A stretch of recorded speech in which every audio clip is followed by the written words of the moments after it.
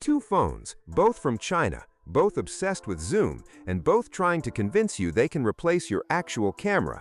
This is the Oppo Find X9 Ultra versus the Vivo X300 Ultra, and it is one of the most interesting camera phone battles happening right now. Let's get into it. Both phones come from companies that have been quietly pushing smartphone camera technology further than almost anyone else.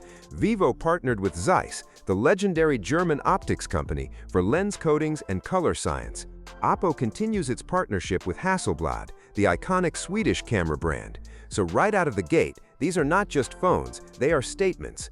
And both phones come with something you almost never see, a physical teleconverter lens you can attach to dramatically extend the zoom range.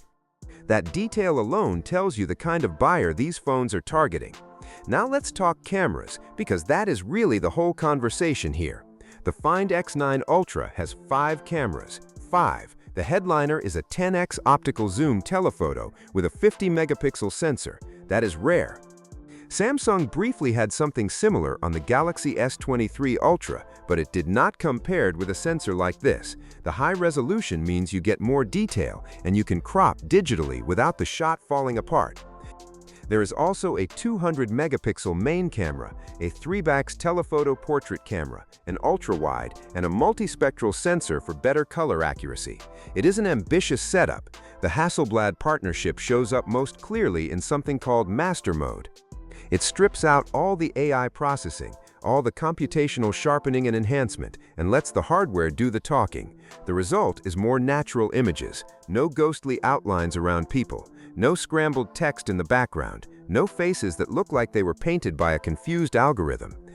I genuinely appreciated that escape hatch.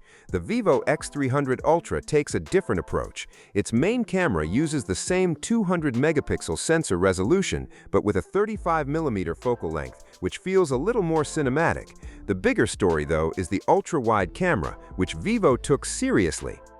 It has optical image stabilization, which is almost unheard of for an ultra-wide. Combined with a large sensor, you get ultra-wide shots that are noticeably crisper and more detailed than what most phones produce. Oppo's ultra-wide is not bad, but Vivo's is genuinely excellent.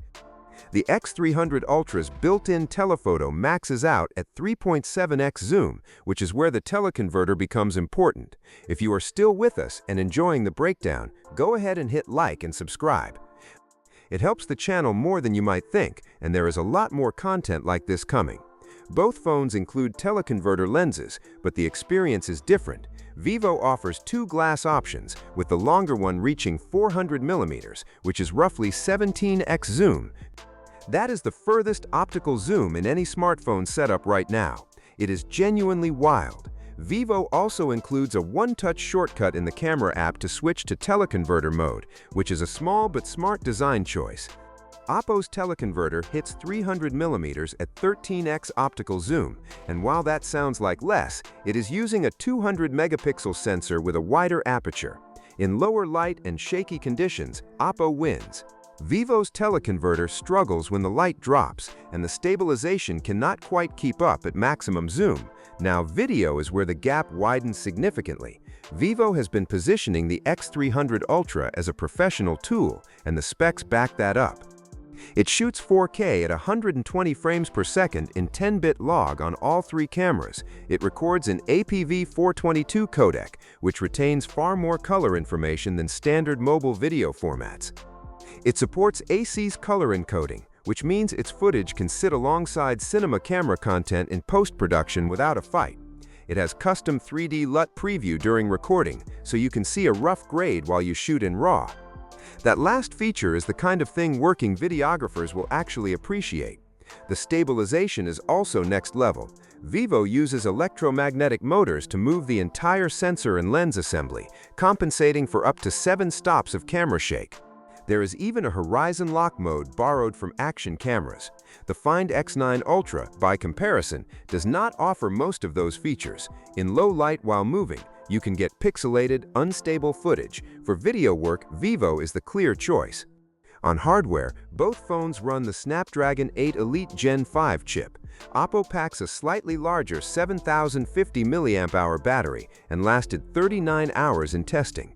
Vivo comes in at 6,600 mAh and hit 36 hours. Both use silicon carbon batteries and support 100-watt fast charging. For context, Samsung's Galaxy S26 Ultra managed 30 hours. Both of these phones smoke it on endurance. The screens are nearly identical, both large AMOLED panels around 6.8 inches. Vivo edges out Oppo on peak brightness at 4,500 nits versus 3,600. In daily use, you likely will not notice, but the difference does show up in HDR content. One small detail worth noting: Oppo added a capacitive camera shutter button on the side of the phone, similar to what Apple did with the iPhone 17. Vivo has no camera button at all. On a phone this focused on photography, that feels like a miss. Pricing is where things get complicated. The Find X9 Ultra starts at about $1,673 in the UK, with the full camera kit adding roughly another $577. The Vivo X300 Ultra is priced around €2,023 in Europe for the phone alone, and the full kit with both teleconverter lenses pushes past €2,700. Neither phone has wide global availability, which is a real limitation depending on where you live. So here is the honest summary. If you are a photographer who shoots mostly stills and wants the most versatile zoom system with the best built-in telephoto range, the Oppo Find X9 Ultra is the better pick. The 10x optical zoom, the Hasselblad master mode, and the cleaner teleconverter performance in difficult conditions make it the stronger imaging tool. If you shoot video, even semi-professionally, or if you want the best ultra-wide camera in a smartphone right now, the Vivo X300 Ultra is the one. It is probably the most video-capable smartphone ever made, and that is not a small claim. Both phones are impressive in ways that most flagships are not even attempting, and that at least is something worth paying attention to.